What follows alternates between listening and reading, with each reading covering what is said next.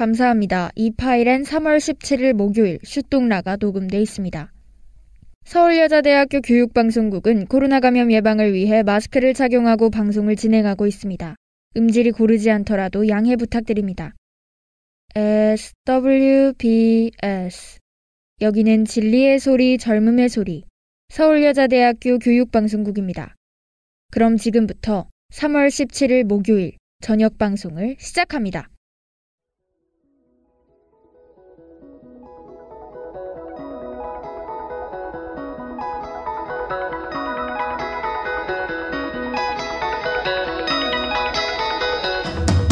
신이들이 똑똑해지는 라디오 슈똥라 화요일 방송을 시작합니다.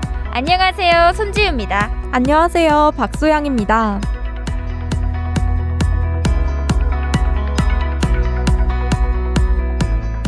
현재 러시아의 우크라이나 침공이 세계적으로 큰 이슈가 되고 있죠. 마음을 아프게 만드는 우크라이나의 소식들이 매일같이 보도되고 있습니다. 이번 우크라이나 사태와 관련해 오늘 슈똥라에선 세계 식량 가격 지수, 우크라이나 사태와 경제의 연관성, 슬로플레이션 등에 대해 자세히 다뤄보도록 하겠습니다.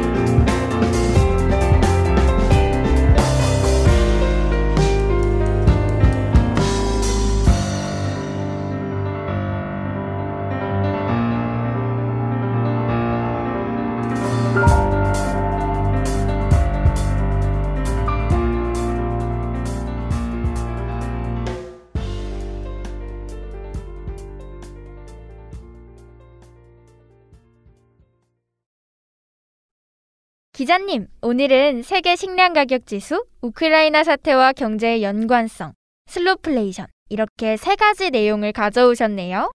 맞습니다. 아나운서님, 요즘 우크라이나 사태 기사 보셨죠? 러시아 침공으로 인해 안타까운 우크라이나 시민들의 이야기가 계속해서 들려오고 있는데요. 네, 저도 죄 없는 민간인들이 공격당하고 또 슬퍼하는 모습을 보면서 눈물이 나더라고요.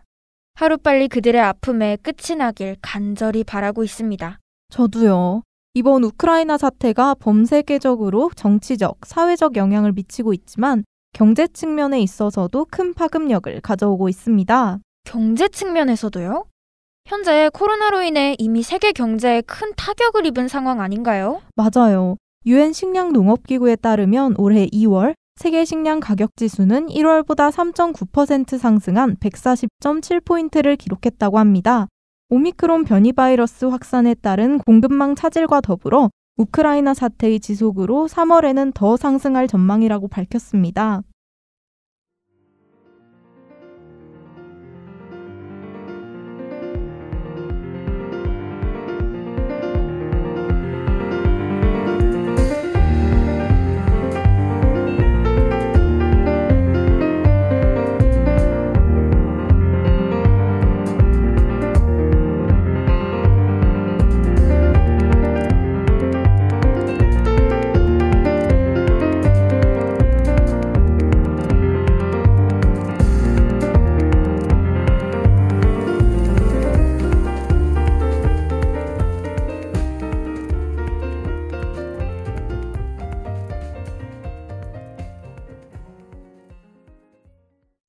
마냥 사회적인 문제로만 볼 이슈가 아니었네요.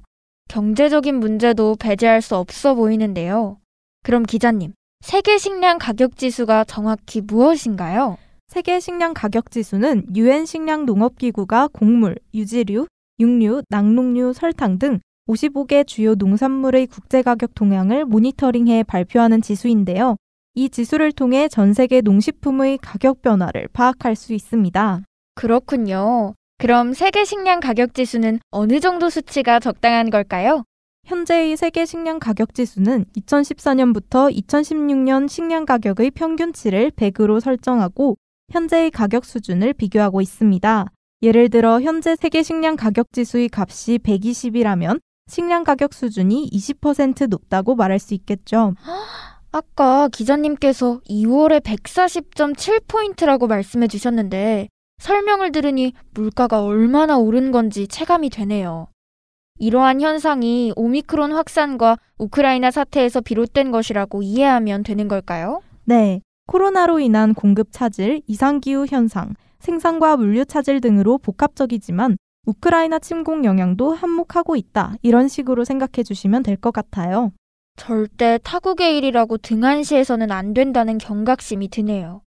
전 세계적인 관심이 정말 필요해 보입니다. 맞습니다. 경제 전문가들은 엎친 데 덮친 격으로 코로나 사태에 이어 우크라이나 사태까지 지속되고 있음에 우려를 표하고 있는데요. 현대경제연구원 소속 주원님과 이야기를 나눠봤습니다.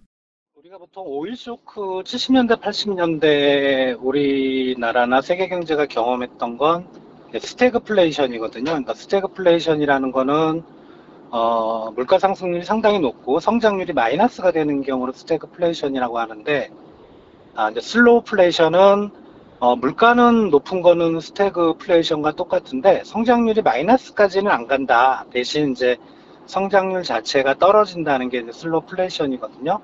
러시아 우크라이나 사태로 지금 아시겠지만은 국제유가나 원자재 가격이 상당히 높아서 국내 물가가 상당히 올라가고 있고, 이거는 이제 물가 쪽의 영향이고요. 그리고 이게 돌고 도는 경우가 이제 성장률이 떨어지는 경우인데, 이게 뭐냐면 러시아가 세계 교육에서 차지하는 비중은 크지 않지만 러시아가 그래도 일정 부분 어떤 세계 경제나 교육에서 빠지게 되면, 특히 이제 미국이나 유럽의 제재로 빠지게 되면 세계 경제 성장률 자체가 타격을 입을 수가 있어요. 그래서 세계 경제가 타격을 입는다는 거는 바꿔 말하면 우리나라 수출 경기가 위협을 받는다는 거고요. 지금 코로나 때문에 내수는 안 좋은데 수출이 좋은 상황에서 어떻게 보면 수출이 경제의 안전판 역할을 하고 있다고 할까? 유일한 안전판인 수출 경기가 우리나라 입장에서 급냉하게 되면 우리나라도 슬로우플레이션에 빠질 수 있다. 이렇게 보시면 될 것 같습니다. 자, 그럼 이번엔 우크라이나 사태와 세계 경제의 연관성에 대해 조금 더 자세히 이야기해 볼게요. 교통통신과 기술의 발전으로 어느 한 국가든 문제가 생기면 빈자리가 느껴질 것 같긴 한데, 러시아와 우크라이나의 경우는 세계 경제에 어떤 공백을 남긴 건가요? 앞전에 세계 식량 가격 지수에 대해 말씀해 주신 걸 보니 아무래도 식료품 비중이 클 것 같은데요. 맞아요.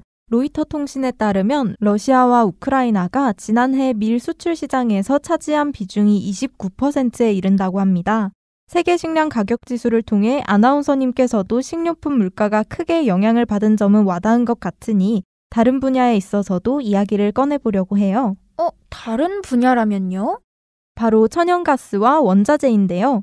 국제금융센터에 따르면 유럽의 천연가스 수입 중 러시아가 40%의 비중을 차지하고 있는데, 러시아가 천연가스 공급을 중단할 경우 전 세계적인 에너지 가격이 상승할 가능성이 크다고 합니다. 그렇겠네요. 원자재 시장에서도 러시아가 큰 비중을 차지하고 있는 것 같은데요. 아무래도 많은 물품의 기초 재료이다 보니 문제가 좀 클 것 같아요.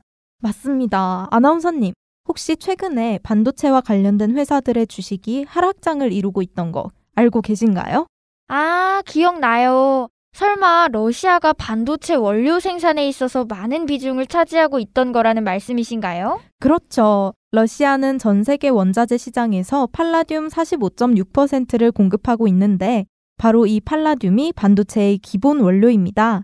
우크라이나 사태로 인한 팔라듐 공급 차질은 반도체 가격 상승, 수급 차질을 유발하기 때문에 전 세계적으로도 물량 생산이 어려워지고 있는 것이죠. 정말 글로벌 사회, 지구촌 사회라는 말을 다시 한번 체감하게 되는 소식이네요.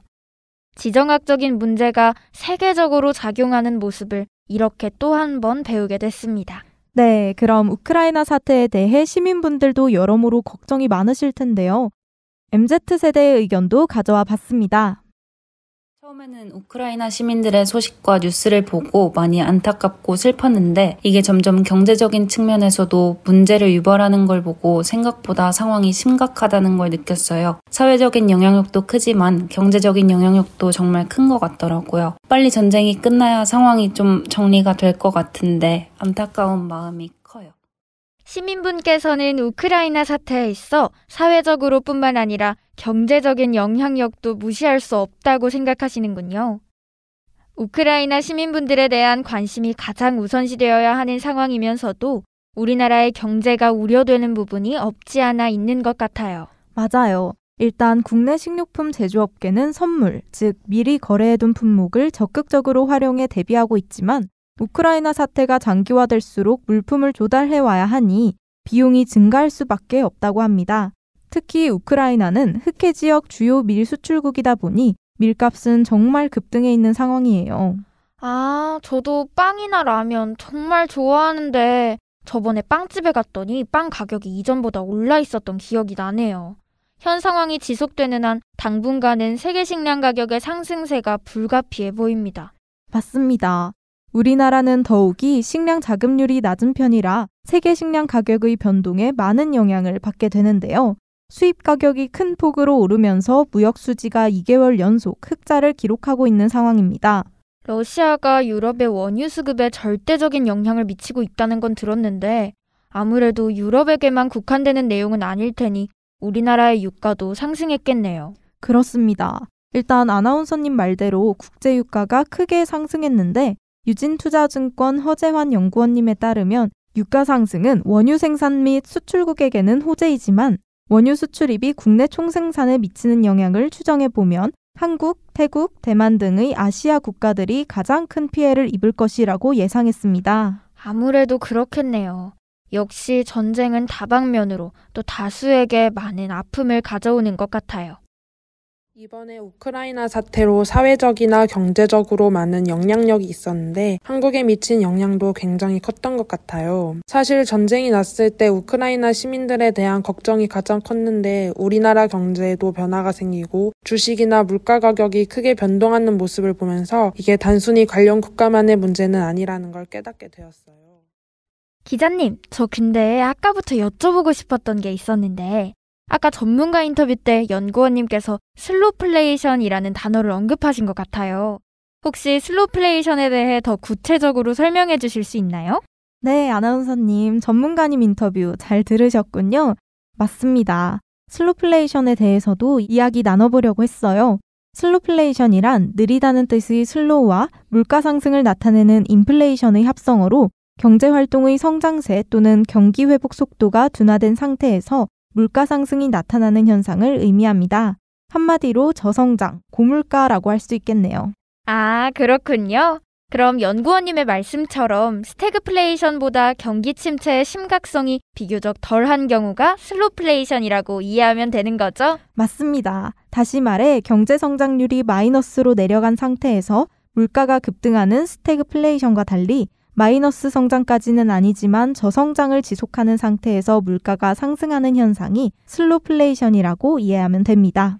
과거 1970년부터 1980년대에 미국을 중심으로 전 세계에 발생한 스태그플레이션이 생산성 하락, 실업률 증가, 경기 침체 등의 심각한 경제 위기를 불러왔었잖아요.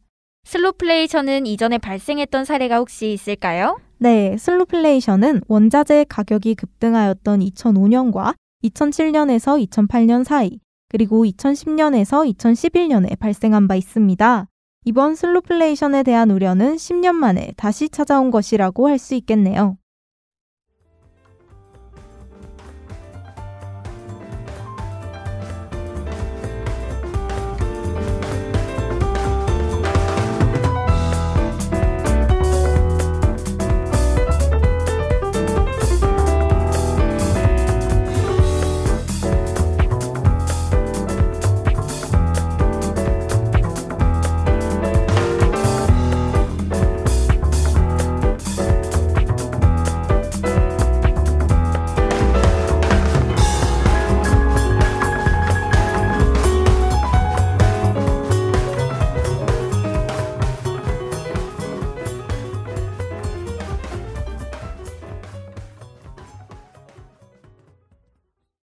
그럼 이 슬로플레이션이 언제쯤부터 한국에 본격적으로 나타나게 될 전망인가요?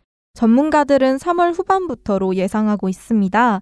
국제시장에서 나타난 원유와 천연가스, 곡물 가격의 급등 쓰나미를 우리 국민이 직접 체감하게 될 거라고 해요. 벌써부터 걱정이 되네요. 이 슬로플레이션이 스태그플레이션으로 악화될 가능성은 없다고 믿고 싶은데. 대외경제정책연구원 정민현 부연구위원은 러시아로부터 에너지 공급이 좋지 않아 아직 에너지 공급 충격이 현실화되지 않았다고 말하며 경제 주체의 합리적인 기대를 뛰어넘는 수준의 공급 충격이 있고 그런 충격이 장기화한다면 스태그플레이션이 올 수도 있다고 덧붙였습니다. 스태그플레이션까지 이르는 상황은 오지 않아야 할 텐데요. 하루빨리 우크라이나 사태가 진정이 되길 바라는 마음입니다.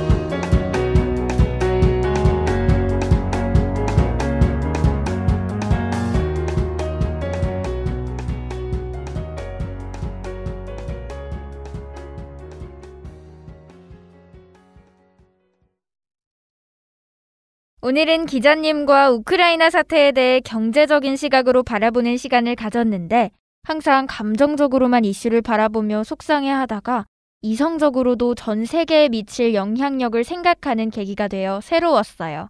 기자님은 어떠셨나요? 네, 저 역시 우크라이나 시민들을 보며 안타까운 마음만 가져왔는데요. 이렇게 이번 슈똥라를 준비하면서 세계 식량 가격 지수, 슬로플레이션 등과 같은 경제 용어를 공부하는 기회도 되었고 글로벌 사회에서 한 국가에게 문제가 생기면 얽혀있는 많은 타국들이 받는 파급 효과도 무시할 수 없다는 사실을 몸소 느낄 수 있었어요. 네, 그럼 오늘의 슈똥라 여기서 마치도록 하겠습니다. 우리는 더 유익한 주제로 또 만나요. 여러분 감사합니다.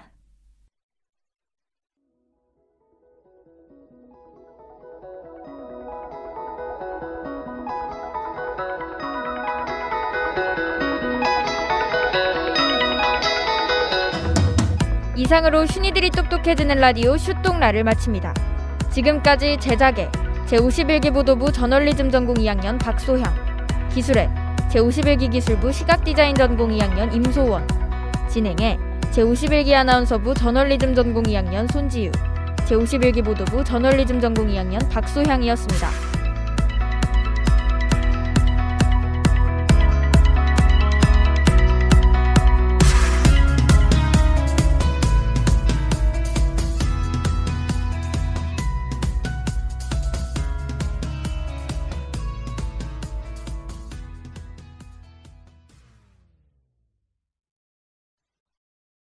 지금까지 여러분께서는 SWBS 서울여자대학교 교육방송을 들으셨습니다. 서울여자대학교 방송은 월요일부터 금요일까지 오후 12시 30분부터 12시 50분까지 저녁 5시 40분부터 6시까지 총 60분간 정규 방송을 하고 있습니다. 지금까지 청취해주신 여러분께 감사드리며 이상으로 3월 17일 목요일 정규 방송을 모두 마치겠습니다. 여기는 진리의 소리, 젊음의 소리, 서울여자대학교 교육방송국입니다. SWBS